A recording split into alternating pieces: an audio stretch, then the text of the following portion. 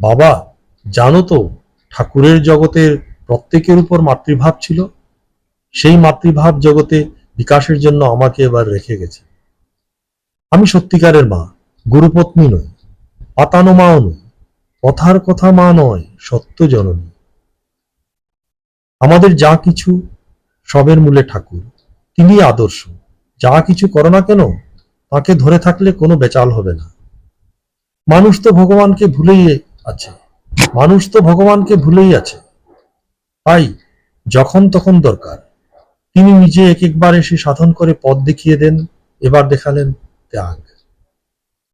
ঠাকুরের কাছে মনের কথা জানিয়ে প্রার্থনা করবে, প্রাণের ব্যথা কেঁদে বলবে, দেখবে তিনি একেবারে কোলে বসিয়ে দেবেন। ঠাকুরকে ডাকো, তাঁর উপর নির্ভর করো, সব হয়ে যাবে। তাঁকে কাছে কেঁদে কেঁদে মনের দুঃখ জানাবে, ব্যাকুল হয়ে কেঁদে কেঁদে বলো, ঠাকুর, আমায় তোমার দিকে নাও, আমায় শান্তি দাও। এরকম করতে করতে তোমার প্রাণে শান্তি আপনি আসবে। বিশ্বাস নিষ্ঠাই মূল। বিশ্বাস নিষ্ঠা থাকলেই হলো। যেমন ফুল নাড়তে চাড়তে ঘ্রাণ বের হয়, চন্দন ঘষতে ঘষতে গন্ধ বের হয়, তেমনি ভগবত তত্ত্বের আলোচনা করতে করতে তত্ত্বজ্ঞানের উদয় হয়।